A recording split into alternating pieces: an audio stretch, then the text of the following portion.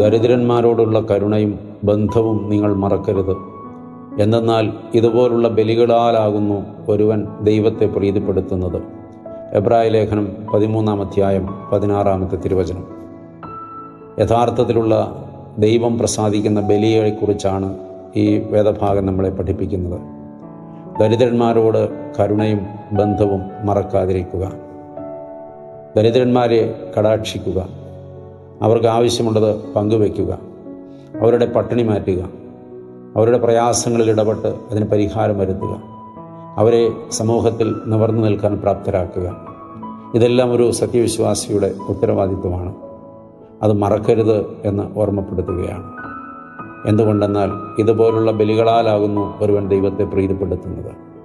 ദൈവം ശരിക്കും പ്രീതിപ്പെടുന്നത് ദൈവത്തിന് കുറേയധികം നേർച്ചകളോ കാഴ്ചകളോ വഴിപാടുകളോ സമർപ്പിച്ച് ദൈവത്തെ